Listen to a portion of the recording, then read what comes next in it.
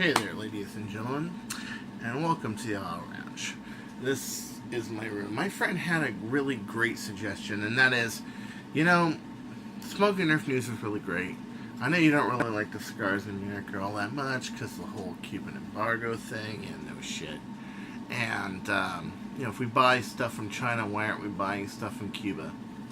If we took titanium from Russia to build our SS-71s, why aren't we buying from Cuba? I'm sure my grandfather and my father would have a great explanation for that, for the simple reason of they're actually from Cuba. But me, personally, I don't know. So it's been tough. No smoking vice, no anything, Plus you got the weather outside with the Santa Ana winds and everything like that. Where Singapore, sure, it rained every day, but you can find some time to actually go out and actually do an interview. Well, my friend was right. We need some kind of different media. So why don't we just do it from my room? Well, my room's always a mess. Yeah, but back there isn't. Okay. And of course, in this interview, I need a really crazy something to distract people. We'll talk about people and go, what the fuck is that back there? Okay, this is the proper people exploring a decommissioned nuclear reactor. That's right. So go to the proper people. There's a few videos on the control room, on everything else. This is a GE boiling water reactor, similar to Fukushima, but was closed down. And as you can see, the generators are not put in a really good place, and everything's kind of scattered around. Unlike the Westinghouse design and the Barbara-Koch's design, and especially the reactors that the government made, such as the B reactor, the K East, the K West, and whatever, which were made much more organized. You often had the control room indicators, and then you had, of course, you go in, and you can go around the plant and look at other indicators. They had people that would simply run around the plant and look at the secondary indicators by the reactor vessel, by the turbine, whatever, to make sure that the controls are the same. They employed about 20 or 30 people just to do that, just for one reactor. What a waste of fucking money, huh? I mean, it kept it from melting down, but who doesn't do that kind of stuff? Well, let me think. The Russians? Ukraine in specific? Oh, that's right. Chernobyl was in Ukraine. So anyway, this is a Nerf thing. So let's begin. It has been a crazy week. It's been tough. So as you all know, I was trying to co-admin a game in Manhattan Beach. And I was trying to, because I lived in Manhattan Beach. Specifically Redondo Beach. I lived in the area. And unfortunately, the admin decided to call it Southern California Nerf Wars. Well, Southern California is a very generic term. I mean, you can't exactly trademark Southern California, nor can you trademark Manhattan Beach, nor can you trademark a lot of things. Just like Remington can't trademark Ultra Match. That's right. I've been through it with them too. But anywho, I wanted to do some games and to play some stuff and this and that. Now, I am not going to take either side on this. Why? Because the animosity between the admin of SoCal Riverside and SoCal Manhattan is a fight within itself, and I really think the two just got to shake hands and just let it go. That's just me. But I did say I am not gonna co-admin. I might go to the game, sure, especially to make sure nothing happens, or just simply because I'm interested to see what happens, and the fact that it is a really good park, Pollywog Park, April 28th, 11 a.m. In Manhattan Beach. It's going to be a really good game, I think, even if 8 or 10 or 50 or 60 people show. It doesn't matter. It's just a great park, And I really had it in my heart where I just wanted to see a good game. And unfortunately, I see it in the Nick all the time. May it be people in Singapore. I'm going to go without names, but I'm going to say this.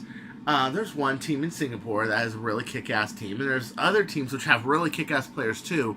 But this one team has such great organization and everything that they get a lot of shit because, well, they're athletes and people get jealous, okay? But also, the thing is that, okay, you know, a lot of people have opinions. It's poisonous community. It's poisonous to be this competitive. Singapore could be this strict. They could shut us down just because of this group. Okay, I understand. I've heard a lot of these arguments.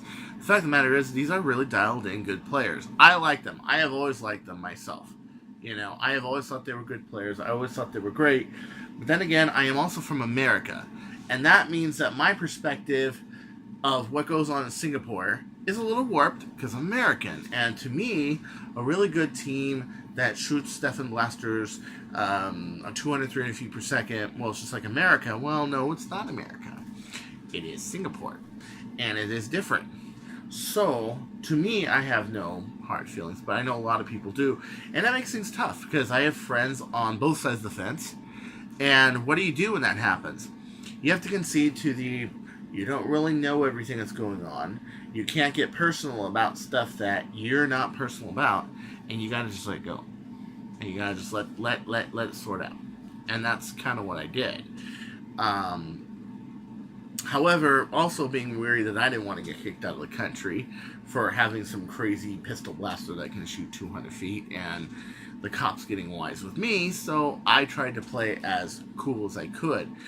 And that's tough. In this situation, I tried to do the same kind of thing, where basically I'm just like, okay, this is a disagreement between one member who split off and did his own team and another member, and I got caught in the middle of it because I was calling in, but also because I feel very personal about it, because I really do want games back in South Bay and LA. And you know what? I went to a Riverside game once. It was a good game. Only problem I had with it was its full length, but you know what? That's just a matter of taste, really. And the fact it was very far away for me to drive. I'm all the way in Santa Clarita Valley. I mean, it's like 2.5 hour drive there, 2.5 hour drive back. It's a long way. So the idea of getting a closer game really appealed to me. Well, I had to bow out of admitting these games. I'm not usually an admin anywhere. I'm much more a player, a modder, a designer. Okay, as you can see in my videos, I'm very scientific. I am not like a YouTuber who does things very graphically. I'm not anybody like that. But you've all heard, you know, I've worked for Jet Blasters. I've helped hang out. I've advised Orange Modworks on things that they either listened to or didn't listen to. Most didn't listen to. And I have a very good history modding blasters, especially unique ones that people wouldn't try, like pistols. And it's because that's my niche. And I do respect that, you know, there are organizers that are really good, and that's their niche. The thing is, however, is I don't think a basketball player, let's say you just want to be Michael Jordan, you just want to play ball, you shouldn't have to buy a stadium, manage a stadium, sell tickets, sell concessions, sell food, make the basketball shoes, make the jersey, just to go and play basketball. No. I believe that everybody in this community kind of has their place, and that's what. And so I just kind of stood back and let it go. Who's right, who's wrong? I'll be honest, I'm staying out of it. Don't ask. Okay? How is it going to play out? I've seen drama like this in so many leagues, HVZs. I have gone overseas. I've seen stuff like this. I have heard of stuff overseas in Europe. You know what? Honestly, I just want to fucking play, guys. Okay? I just want to have fun. We don't need the drama. We don't need all this stuff. Is the issue important? It kind of is, yeah. Naming a blaster a certain name is important, just like naming your games a certain name is important. Can it be trademarked? No. Is it breaking the law? No. Is it of bad taste? Maybe. But to be honest with you, it's much more the animosity between groups.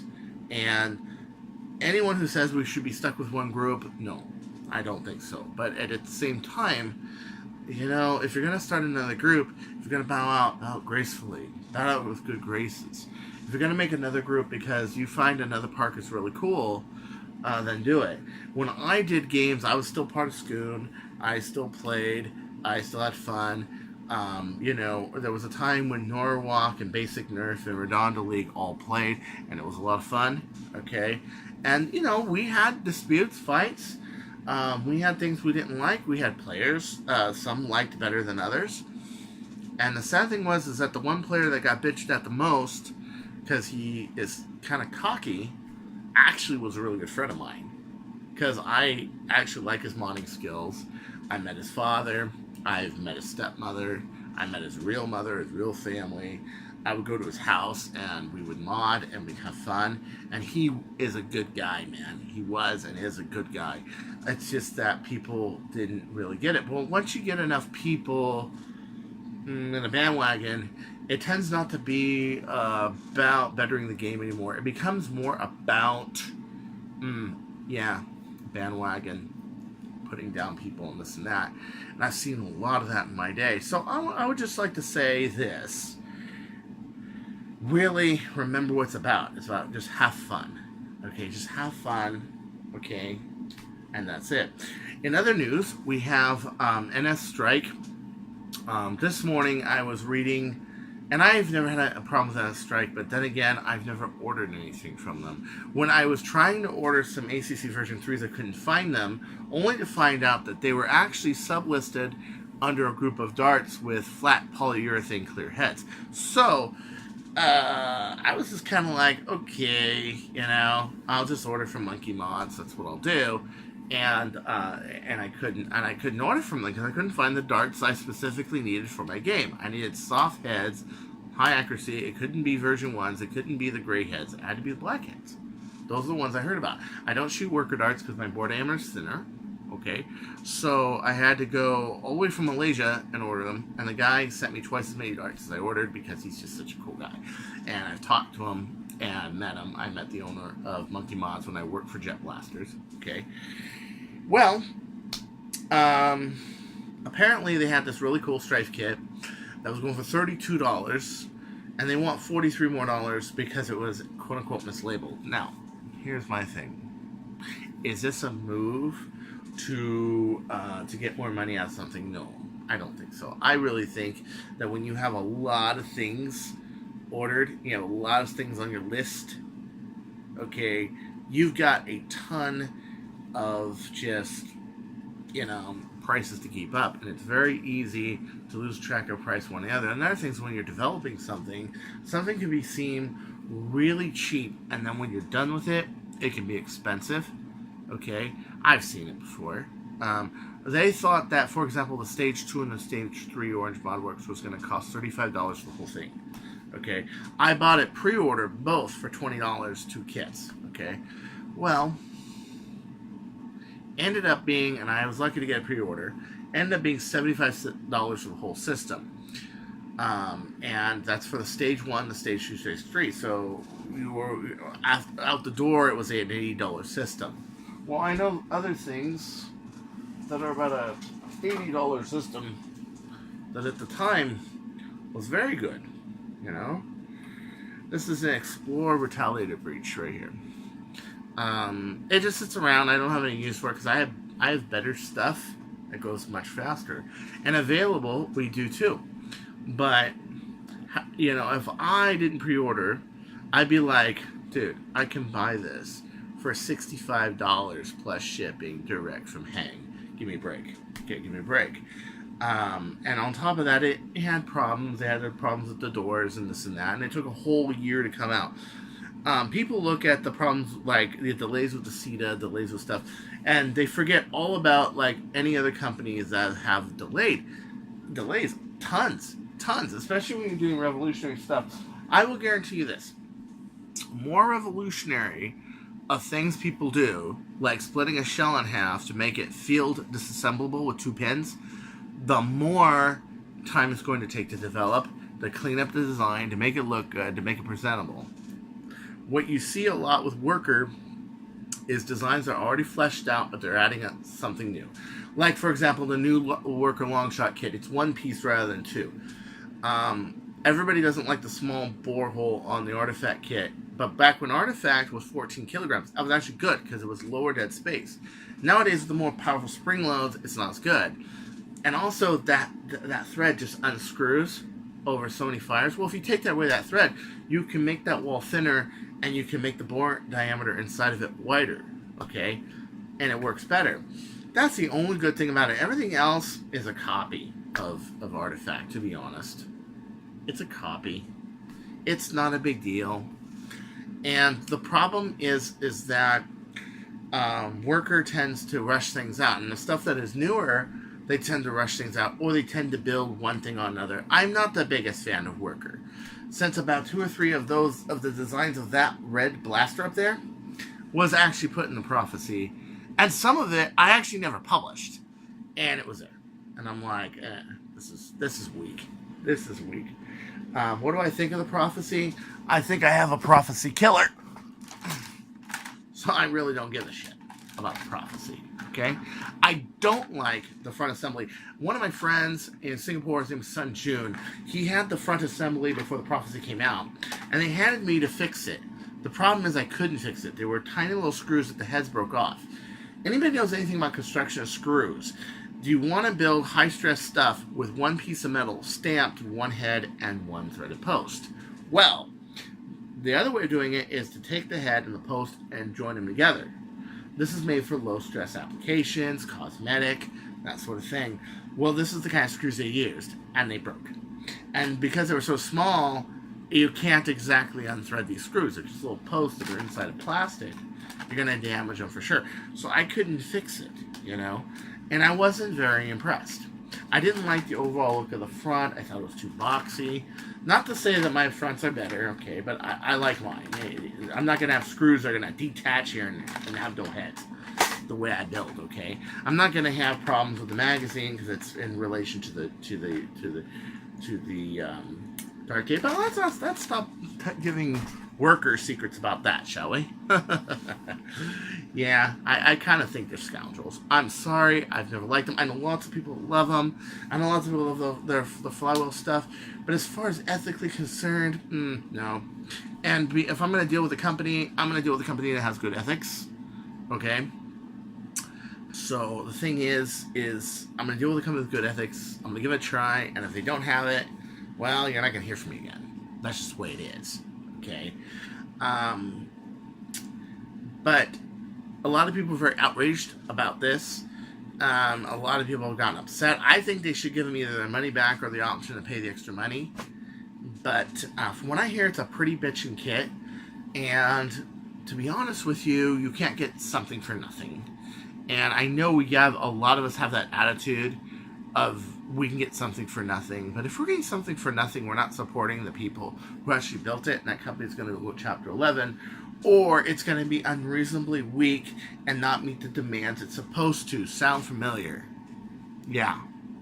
You got it. You can make something marginally inexpensive and make it work. But if you make it too cheap, you start using ABS rather than polycarb and Delrin, well, sorry.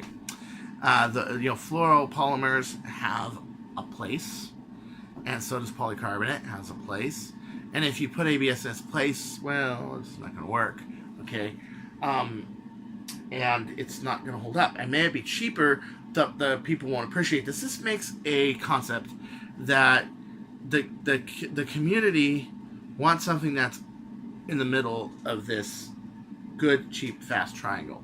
They don't want good and cheap and then wait for it for 15 months. They don't want good and fast, okay, because then it's expensive. And they don't want cheap and fast because it ain't no fucking good. So, what do? You have to go somewhere in that middle point to grab the audience. And then when they want something better, then make it out of aluminum. Then make it out of stainless steel. Then make it out of something great. Okay? I think a lot of companies miss that ball. Hang, Explorer, definitely misses that ball. But I can say that about Worker. I can say that about a lot of companies. Okay?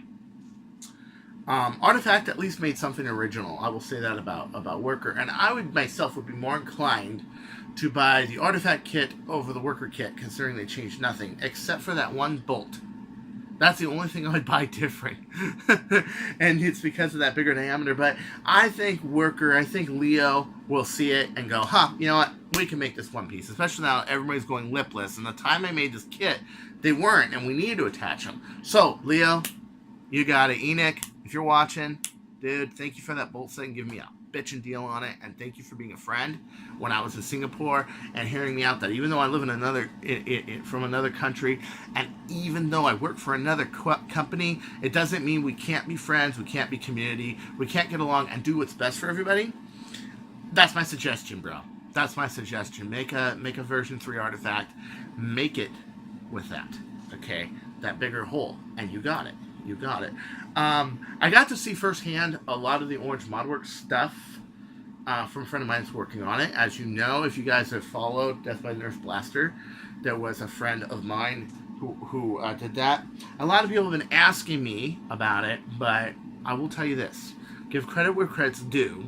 And when you're talking about Nerf media, and I've been given at least a half a dozen messages over since they knew that I had hung out with OC Nerf, I'm going to tell you, go fuck yourself. I'm not going to fucking sell out my friend. Go fuck yourself. Do not send me messages asking me to give you the inside of things. Wait for him to publish it. Okay? And most of these people that wrote me are not the community as I know it. And some of these people I've never even heard of makes me kind of wonder. Okay? And I'm just going to say, no. Sorry. He's working on it. You want to see what he did? He did a video on this. You want to know what they're doing, and you want to get more involved and you're interested in the product, go see his videos, go follow what he's doing, okay? I'm not going to give you an inside track on it because it's not my project, okay? And I would never do that. There are ethical grounds I will not do that, okay? Even it's kind of like one of the reasons I'm very quiet about jet stuff. Yeah. You know, guy like me, could I take all the CAD files and throw it to somebody? Sure. Is that ethical? No. I don't do it. It's unethical. And what this industry needs are better ethics. Look at this reactor. Isn't this crazy? You got to see this video, man. You got to see this video. I mean, if you like exploring and stuff, because this is one of the best ones. And they're also using a Kmart gamma detector that doesn't really detect alphas or betas that much. And as we know, the most dangerous kind of radiation from plutonium is actually alpha rays. At least I know, because I used to study nuclear physics. But, nonetheless, good video. And very visually striking, which is why I put it up as a background. So, that's the proper people. Yeah, look him up. Look him up on YouTube. Okay? But I will say that I do have some blasters that are pretty good. And some tricks that I have up my sleeve for him. I was very involved in. This is the Rev 3 prototype. And to be honest with you, this wasn't really finished until I was here. And it's based largely off the first Alpha Kit prototype. And not intended for production, mostly intended to be an heirloom blaster and a memory of mine from Singapore. It has the original shell that I got from the Jet Conference. It's painted by Titan, and it has my mag, and it has a metal version of the Alpha Kit in it. It's very nice. It's very, very nice. Well, part of the Alpha Kit. Let's just say the breach, okay? And it's set up a lot like the original Alpha was set up. It has all my touches. The spacing, when I told Hang that this is too loose, you should tighten this up. It's tight on this. There's a little play, but not much. It's got the number 10 screw, all this stuff. It's a beautiful blaster. It really is gorgeous. But would I divulge proprietary stuff? No. No. Even though I don't work for them right now, even though I'm not really actively working for them right now, I will say this, that there needs to be a line of ethics that are drawn. And I guess that's my whole point of this first video of the Owl Farm today, is that, dude, I'm seeing a lot of this childish behavior from companies, from organizations, from Nerf leagues, from stuff. Not everybody. This is typically a very ethical and very good hobby. And I would welcome anybody into it who wants to learn to be a sport and to shoot like real men instead of people that get a bunch of birds shot and release a bunch of turkeys from cages and try to bag them from 15 yards away like I've seen people do turkey shoots. Okay? I welcome that. You want to be a sportsman, join Nerf. Learn shooting in the unpredictable way, learn modding in the creative way, learn from good modders, and good professionals, learn from the community, okay? But let's face it, we have some trash talking, we have some low ethics, it's not. Okay, it happens. It's a group of young people. What are you going to do? Okay? And so until next time, this is Chris Cartea saying keep it classy. And don't you go changing. Or I'll find you. Eat that.